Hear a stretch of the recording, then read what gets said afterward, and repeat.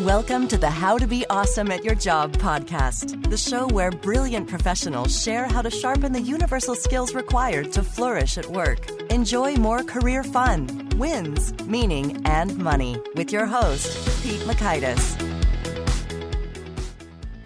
Hey. Well, once again, I'm super excited to introduce Arla Lach here on the second episode of the How to Be Awesome at Your Job podcast. And Arla shared some fantastic insights when it comes to identifying and pursuing the next career advancement opportunity. I love hearing her say, you have to chase it. So if you're currently eyeing a new move, you're definitely going to want to hear her take on that. So in particular, you're going to learn some best practices when it comes to doing your homework to snatch that opportunity, just how critical it is to be proactively chasing it, and some fun lessons learned that she picked up working as the chief of staff for two separate CEOs of Grant Thornton. And to get a visual perspective on some of these things and check out the transcript and some of the items referenced, go to awesomeatyourjob.com/EP2. That's letters EP and then the number 2. So Arla's story here, she is a partner in Audit Services in the Chicago office of Grant Thornton. She has over 16 years of experience in public accounting, serving companies with revenues ranging from $4 million to $1 billion. From 2008 through 2010, she served as the chief of staff to the CEO of Grant Thornton, LLP.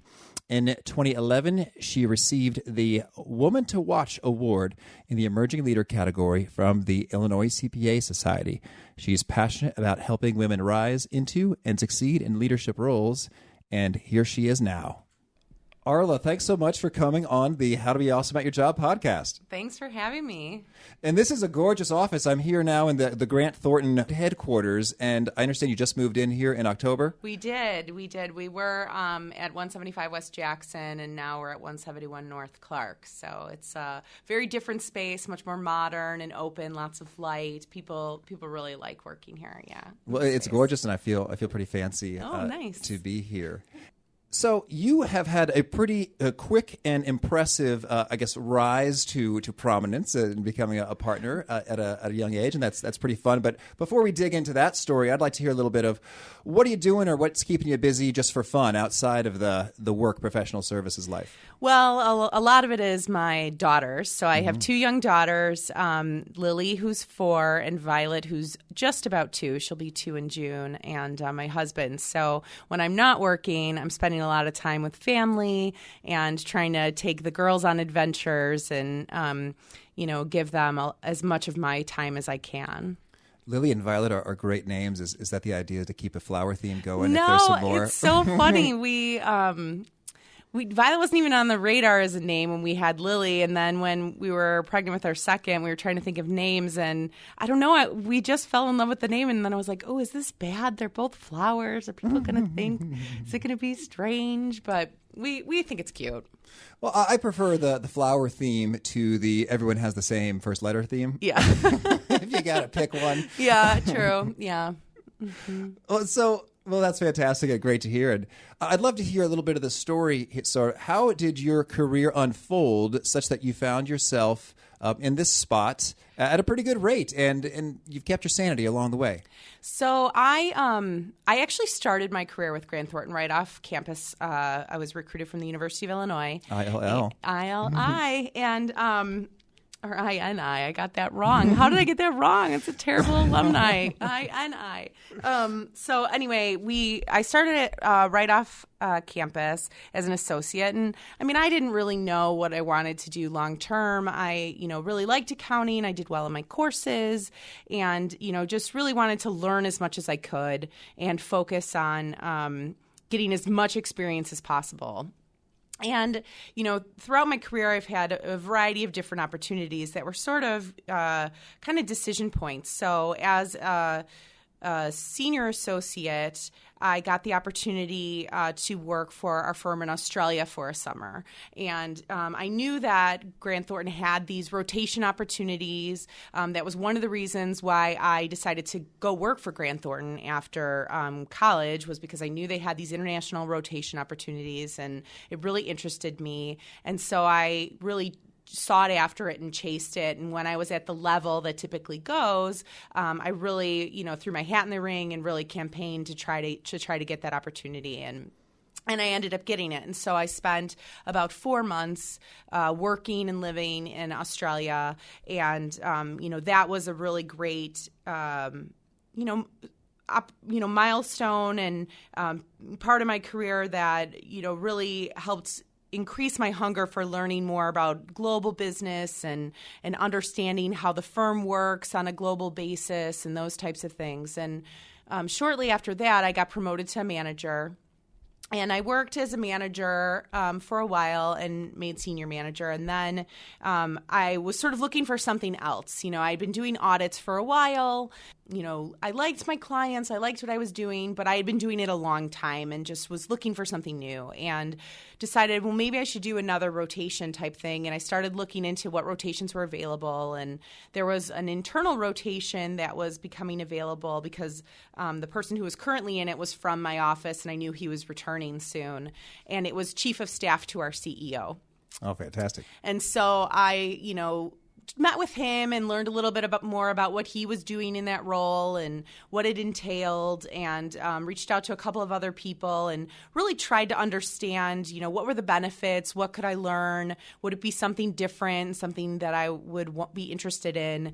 And after doing some of that homework, I decided, this would be a really great learning opportunity for me. And so I, again, campaigned with my practice leader at the time. I reached out to another senior manager who was like the first chief of staff the firm ever had about his experience. And before we know it, I got contacted by the CEO to interview me for the potential role. And so I interviewed for it.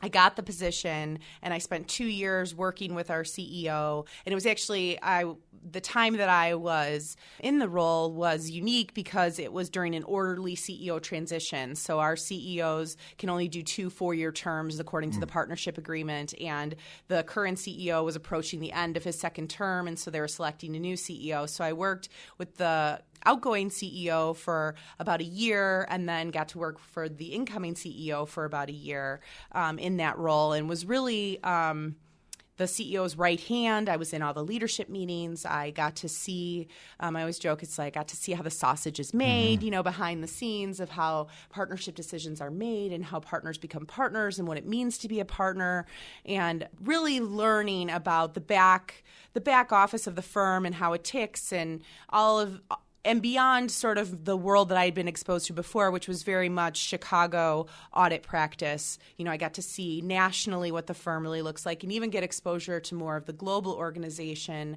through some of the international boards that the CEO participated in, and being able to sit in on those meetings as well.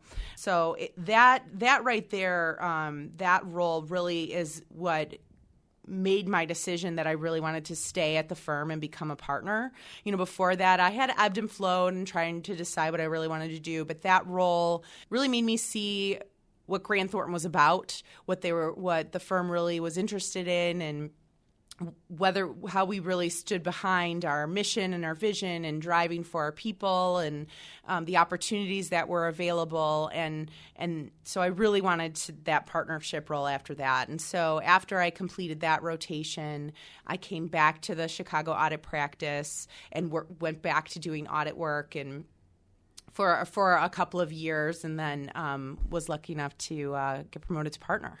Oh, fantastic. Well, that's a fun journey, and congratulations. And I've got so many little follow-up questions there, so I'm going to try to organize a little bit. So it sounds like there were 2 times in which you did some homework and a campaign. And one was before the moving to Australia and doing that opportunity. And then the other time was with the chief of staff rotation. So it sounds like you've did a pretty good job of executing this homework and this campaigning. So are there any kind of pro tips or best practices associated with undertaking those activities prior to transitions? Well, my number one tip is to make sure people know that you want those roles. All right. I think that sometimes people sit and wait for someone to hand them an opportunity and say, oh, we have this great opportunity.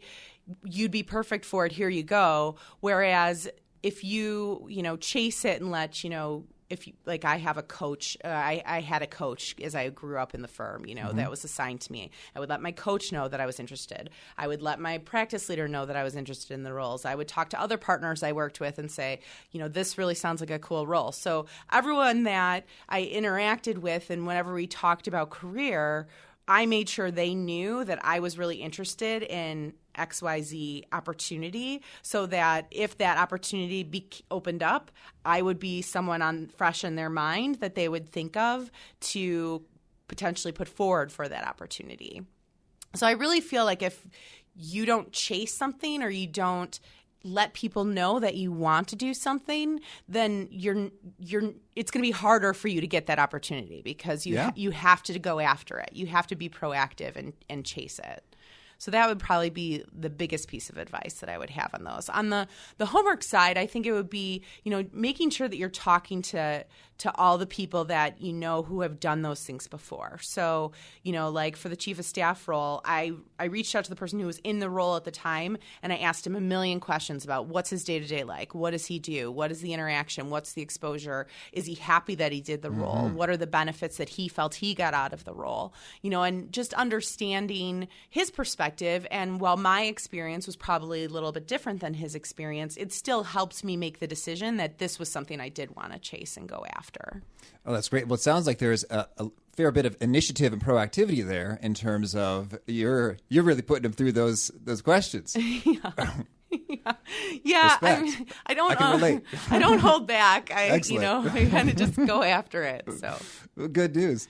And so I also want to hear about. So you said that they worked with two different CEOs, and so could you contrast a little bit? So I think sometimes when we think of CEOs, there's a little bit of an image or like what's that like? It's like they're almost mythological beings or something. And then in my experience working at the Bait, once I was in some meetings with CEOs, like, oh, these are just normal people who have reasonable questions and a set of strengths and weaknesses like the rest of us. Yes. So how would you maybe compare or contrast what you saw getting to experience two CEOs and what are some takeaways from that? Yeah, it was really interesting too because they're two very different people, both excellent, intelligent, wonderful people, but very different in their approach. And the time when I was doing it was two very different times. When I rolled into the role, we were coming off of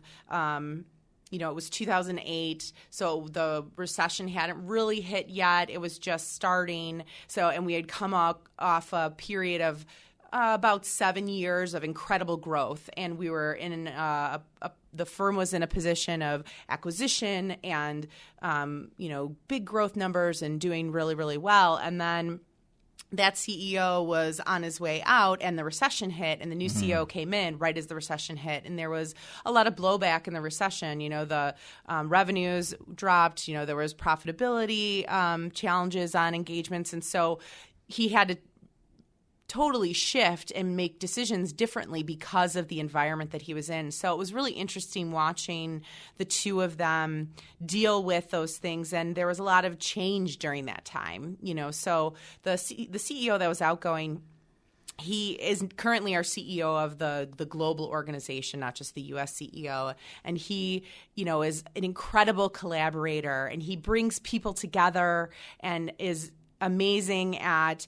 getting consensus from a group, and even if people have different points of view, bringing them to the same place, and they all walk out of the room sort of, marching to the same beat. And he was so good at that, and you can see it now in his work globally as he's working with all these different firms worldwide that have different cultures and different goals, and he is bringing them all together under the Grant Thornton umbrella. And then the incoming CEO, very articulate and incredible stage presence and, just terrific to watch. He just was an incredible leader and had this external focus on connecting with clients and bringing people to know that Grant Thornton is headquartered in Chicago. We're a Chicago company, and really putting Grant Thornton on the map in Chicago, and seeing him manage creation of his new leadership team and all of those things. So the experiences with them were very different because one was sort of leaving and the other one was coming in. So it was really interesting to watch.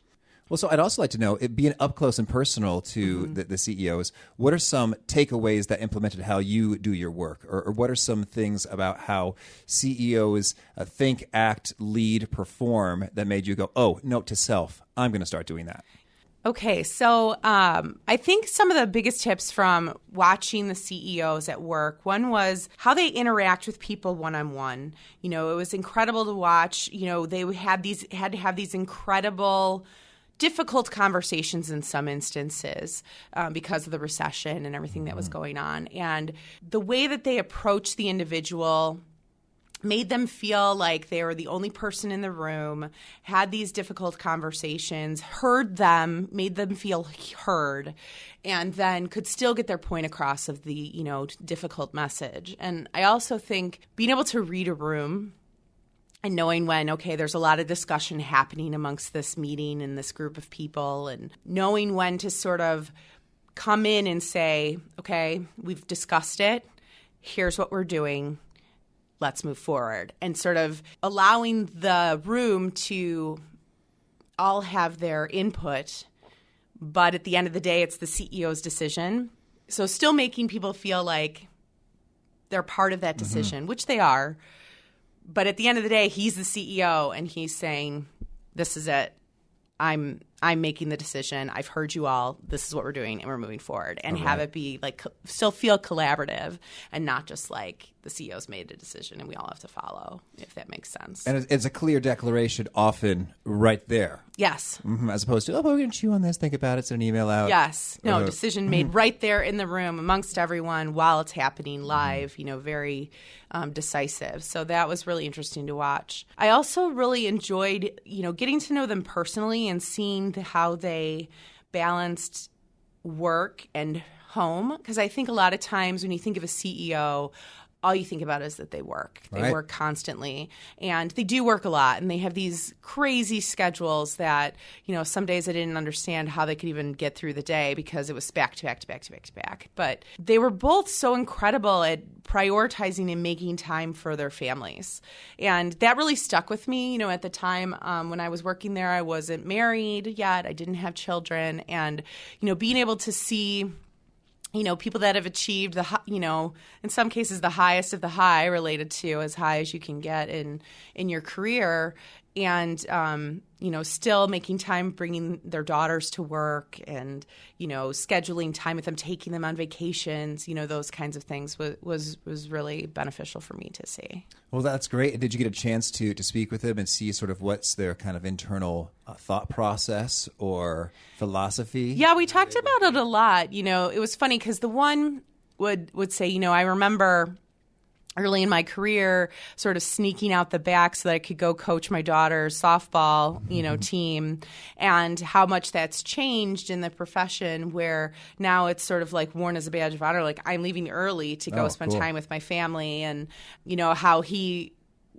thinks that's a great thing and supports it and doesn't want people feeling like they have to sneak off for family commitments. Like, it should all be part of your life, and your career should all be integrated. And I think that helps a lot provide this flexibility that, you know, really has helped me succeed. You know, the flexibility piece is such a huge piece in order to be able to balance my career goals with my, you know, personal goals. So, well, I'm glad to hear that they're providing that here. And so could you share with us, do you have any particular rules of thumb or habits or rituals or guidelines that you use to pull off that balance? Because I think professional services in particular is a tricky industry, because sharp folks are paying a pretty penny for the accountants or lawyers or consultants or whomever to be available to them and provide those services. Yeah, for sure. We're in a client service business, so we have to meet our clients' needs. And in a lot of ways, that can be challenging, but in a lot of ways, it also provides an enormous amount of flexibility and autonomy that any time in my career that I've had those moments where I've said, well, maybe I don't want to do this long term, and maybe I want to look at doing something else. I've always made my pro list and my con list, and the biggest pro on that is flexibility and autonomy. And while I do have to be available for my clients, I can do that from anywhere. So that allows me to balance some of that home stuff, and just personal things that I want to do. So, for example, I have a busy season right now. Yes, thank you. We're approaching the end of that busy season. I'm an auditor, so we have a lot of March 31st deadlines. We have a lot of April 30 deadlines, and then there's deadlines in end of February as well. And so I'm working a lot from January through April. I'm working a lot of hours, but I don't work the same every day. It's not get in at 7. Leave at 8. It's get in at, 7 some days, leave at 4, go home, spend a few hours with the kids and family, have dinner, put the kids to bed, work from 8 until midnight or on some days. And so, I'm still working a lot of hours, but I'm also carving out sections and pieces of my day to have that quality time with the family. That is a super important priority to me. And I talk to my teams about it a lot because, for some of them, it makes more sense for them to work from 7 until 8 every day because that's just what works for their schedule, and that it's okay for others to work differently. And, sometimes I'm working in the office. Sometimes I'm working at a client. Sometimes I'm working at home. Sometimes it's at Starbucks. Sometimes it's, in the car while I'm waiting to pick up the kids with my hotspot, catching up on emails. So having a family changed how I had to work in order to be successful, both professionally and personally. And so it caused me to have to change the way that I work, because I used to be a 7 to 7 person all the time, work straight through and work really all the time. But I just couldn't do that and also have the same goals for myself personally. And so being able to chunk up my day where I'm still accomplishing all the goals I want to for my clients, just maybe at different times, and still having that time for my family is huge. What are your other pro tips on managing the work and family and preventing the burnout and staying healthy and moving? Well, I think, the burnout thing is, for me, is keeping things new and different. So one of the things that has kept me in this industry is because no 2 days are the same. I'm always at different places, working with different people and dealing with different issues, and I feel like I'm constantly learning.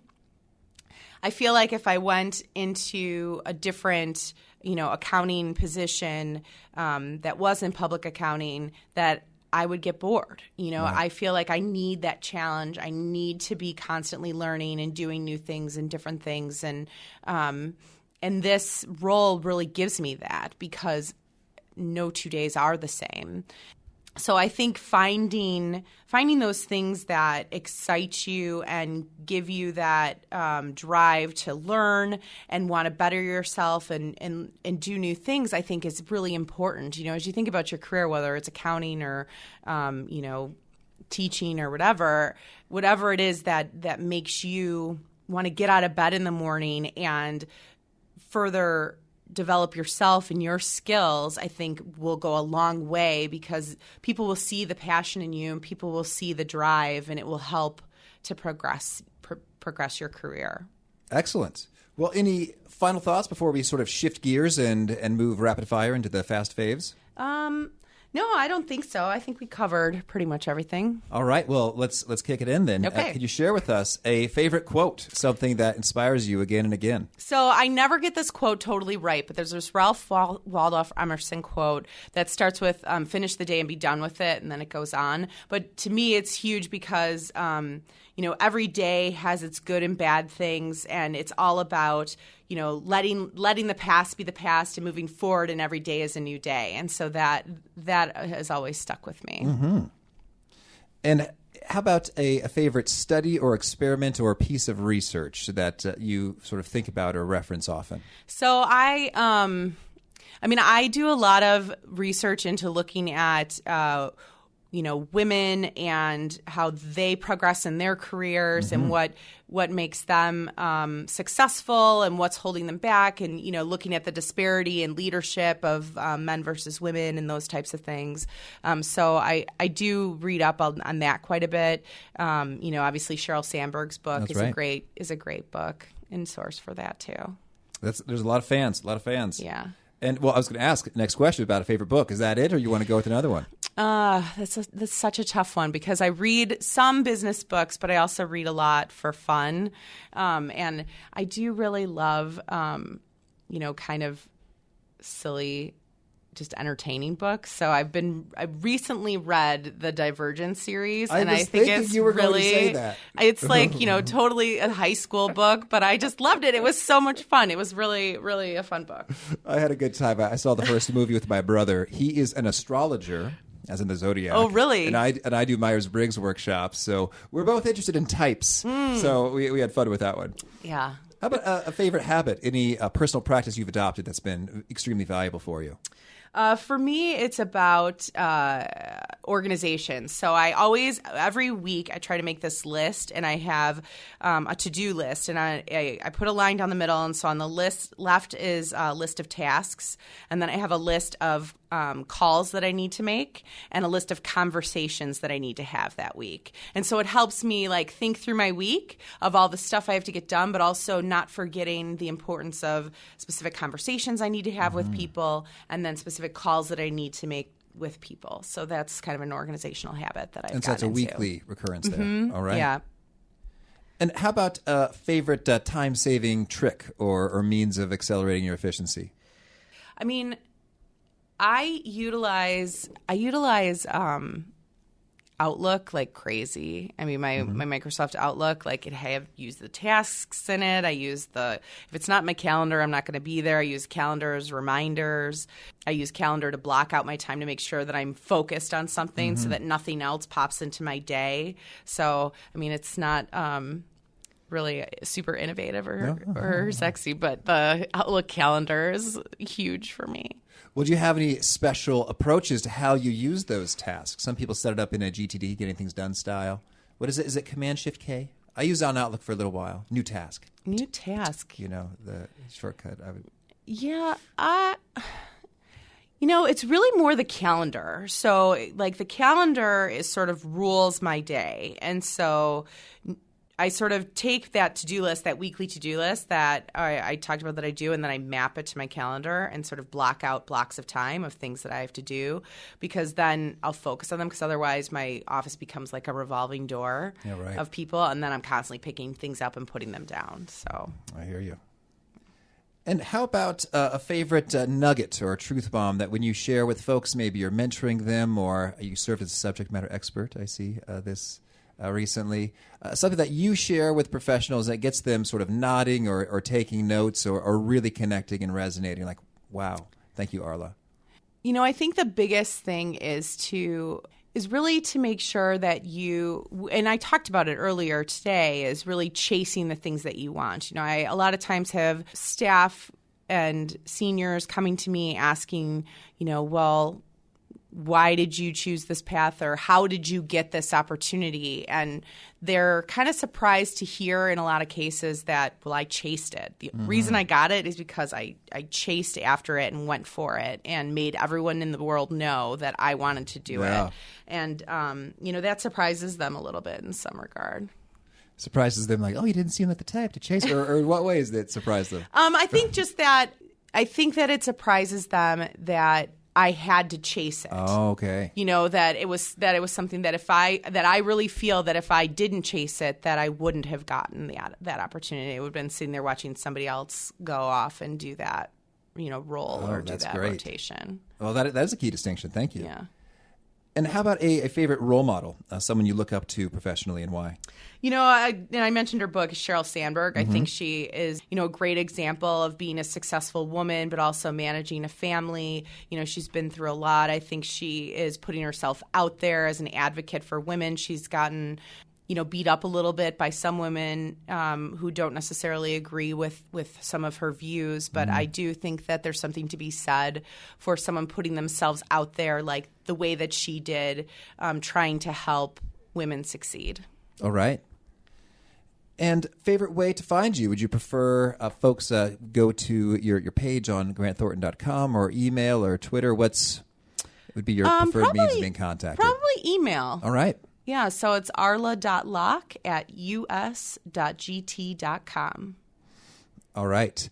And a final favorite challenge or call to action that you'd like to leave listeners seeking to be more awesome at their job with? I think it goes back to chase what you want. Really make sure that if there's something you see someone else doing that you're interested in, talk to them, find out how they got it, ask them lots of questions, and then make sure that everyone that you work with knows that you're interested in something like that too. Oh, beautiful. Thank you. Well, Arla, thanks so much for taking the time. This was a joy and a lot of fun to check out your cool new offices, and we really appreciate all you've done here. Great. Thanks. Fantastic. Well, I hope you're all the more inspired to chase it now.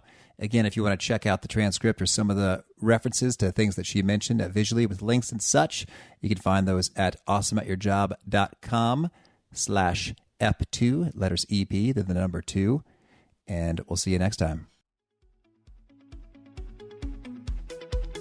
Thanks for joining us for today's episode. To get the most out of this conversation, visit awesomeatyourjob.com to find today's show notes, transcript, and infographic summary cheat sheet. For more entertaining professional skill sharpening, be sure to subscribe to catch the next episode of How to Be Awesome at Your Job.